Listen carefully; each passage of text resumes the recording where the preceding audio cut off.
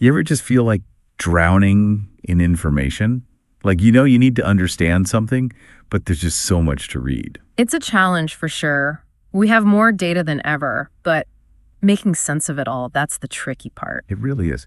Especially with these powerful AI systems, these large language models, LLMs, Right. they're everywhere, right? Chatbots, search engines, you name it. Yeah. But here's the thing. They have this kind of hidden weakness. They really struggle with super long documents. Yeah, you'd think with all that processing power, long documents wouldn't be a problem. Right. But it turns out their context window, Context window. yeah, it's like their working memory. It's limited. They can only hold so much in mind at once. So it's like trying to cram an entire encyclopedia in your brain all at the same time. Pretty much. No wonder things get jumbled up. So what are researchers doing about this? Well, there are a few approaches. Some try to get the LLM to skim for the important parts. So kind of like how we skim a long article. We don't read every single word. We look for the main points. But I'm guessing there are some downsides to that approach for LLMs. There are. One method, called sparse attention, lets them focus on specific parts, but there's a risk of missing those crucial connections. Like if you were reading a mystery novel and only paid attention to the dialogue. Right, you might miss important clues hidden in the descriptions. So it's a trade-off. Speed versus depth of understanding. What about those methods that try to predict what comes next? Length extrapolation. Length extrapolation. Yeah, basically it tries to guess, based on what it's already seen, what should come next in the text. Oh, so it's like the LLM is trying to write the next chapter of the book. Pretty much. But like with human predictions, I bet it's not always right. It's not foolproof. So predicting the future of text, still a work in progress. What about just squeezing the information down? Context compression. Context compression. That's like trying to make a really dense file smaller. Right. You can compress it, but you might lose some of the detail. Makes sense. It's like trying to summarize War and Peace in a single sentence. You're going to lose some important stuff. So what else is out there? Well, there's also something called prompt engineering. Prompt engineering. We give the LLM very specific step-by-step instructions to guide its processing. That makes sense. It can be helpful, but we're still bumping up against that context window limit. It sounds like we've hit a wall. All these solutions have their own drawbacks. Is there something better? A better way to help LLMs deal with really long documents? That's where things get interesting. Researchers have come up with a new technique called writing in the margins. Writing in the margins. Sounds kind of poetic. Or WANM for short. WANM. Does that have anything to do with how we, like humans, deal with long texts? Absolutely. Think about when you're reading a long research paper or a dense report. You probably highlight things, make notes in the margins. Oh, I do that all the time. Right. It helps me wrap my head around it. Exactly. Well, WANM is basically teaching LLMs to do the same thing, but automatically. Oh, that's fascinating. So it's like giving the LLMs a way to take notes. You got it. And those notes help them break down those massive documents and zero in on what truly matters. Okay, now I'm really intrigued. How does this writing in the margins thing actually work? Walk me through it. So picture this.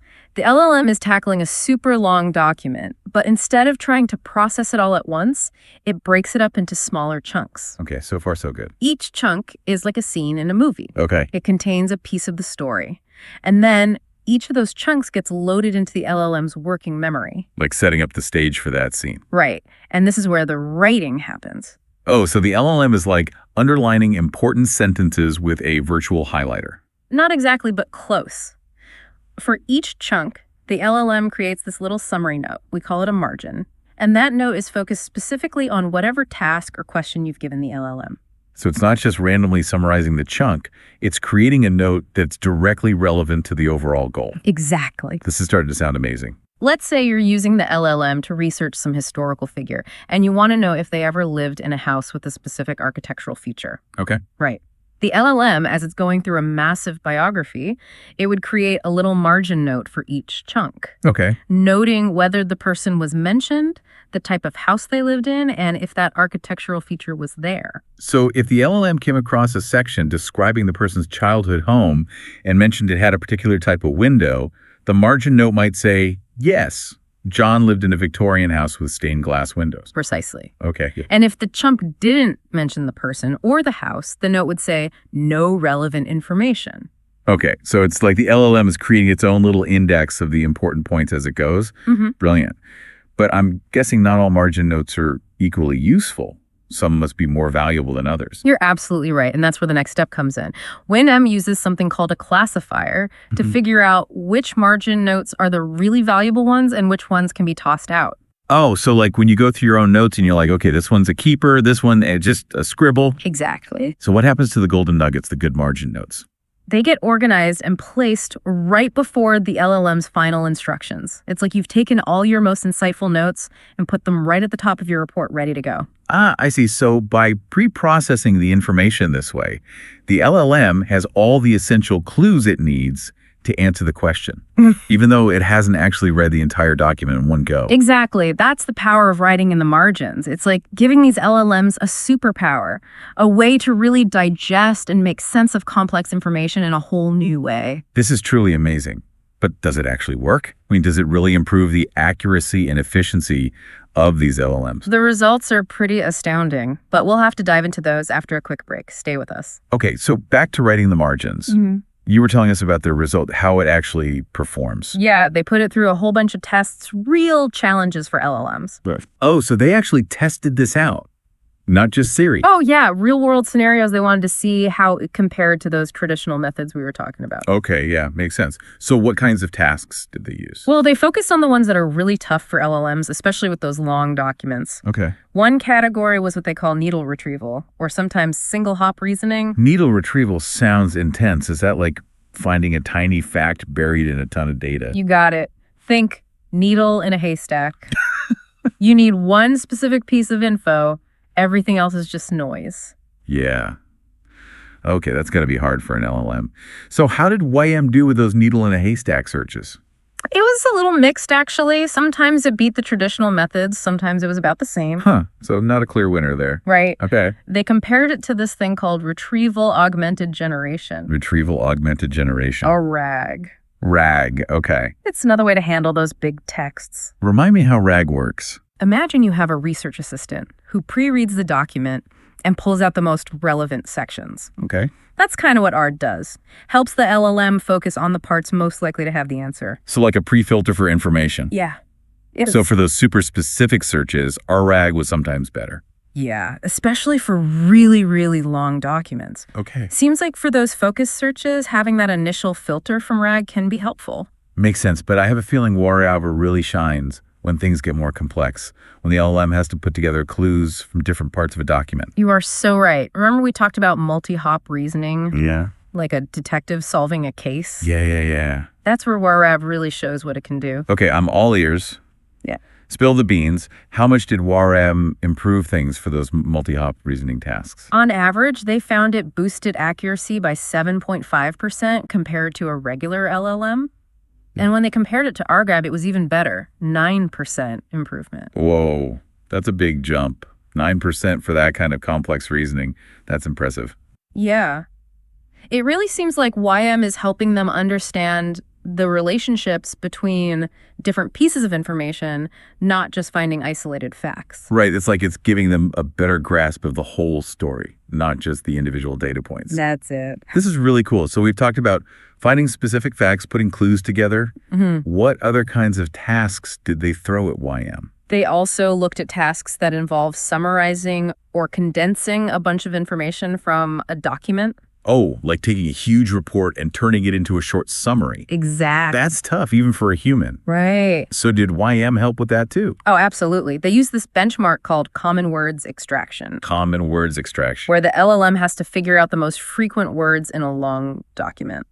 Oh, interesting. So it's not just about understanding the meaning. Right. It's also about seeing patterns in the language. Yeah. And how those patterns connect to the overall topic. Okay, so it's like a higher level of understanding. Yes. All right, drum roll, please. How much did YM improve things for this summarization task? Get this, a 30% increase in the F1 score. 30%. And it consistently beat YRA by a good margin. Okay, so YRE is giving these LLMs a serious boost when it comes to understanding and condensing information. That's what the results show. Incredible. So what's the big takeaway here? What can we conclude from all these experiments? I think it's pretty clear Wiry is a really valuable tool for helping LLMs work with those super long documents, especially for stuff like complex reasoning or summarization. And it's not just about making them better at their jobs, right? We were talking before about how Wiry makes the whole process more transparent for us, the users. That's key. Remember those margin notes? Yeah. Well, those can actually be shared with the user. Really? Yeah, in real time. Whoa. It's like giving you a peek into how the LLM is thinking. So as it's working, we can see what it's focusing on. Exactly, like a window into its mind. That's amazing. And if you see your answer in one of those early notes, you can even tell it to stop processing. Exactly, saves a bunch of time. I love that. It's not just a one-way street anymore. It's like a conversation. It is. What other possibilities does this open up? Well, imagine working with an LLM on a research project. Okay. It could show you the notes and ask, hey, is this relevant? Should I dig deeper here? That's incredible. It's like we're part of the process now. Right. You're not just a passive observer anymore. Wow. It's called human in the loop. Human in the loop. It's a big deal in AI these days. It sounds like it. And there's even more to explore with WinEM. Right. Yeah, definitely. Okay, well, we'll have to dive into those fascinating implications after a short break. Sounds good. Writing in the margins. Win. This is feeling like more than just a little upgrade. It's a whole new way of thinking about AI. I think so too. It's not just about making LLMs faster. It's about making them smarter in a way we can understand. Yeah, that's what's so exciting about it. We've talked about accuracy, efficiency, but you were hinting at some even bigger implications. What's on the horizon for WinAmp? Well, one of the biggest things could be how it helps with that black box problem in AI. Right, that feeling that AI is this mysterious force making decisions we don't get. Exactly. It can be a little unnerving, especially as AI becomes more and more a part of our lives. Definitely. So how does WinEM help with that? It gives us a peek behind the curtain. Those margin notes, remember? Yeah. They're like a trail showing us what the LLM is paying attention to, how it's getting to its conclusions. So it's like we can see the LLM's thought process. Right.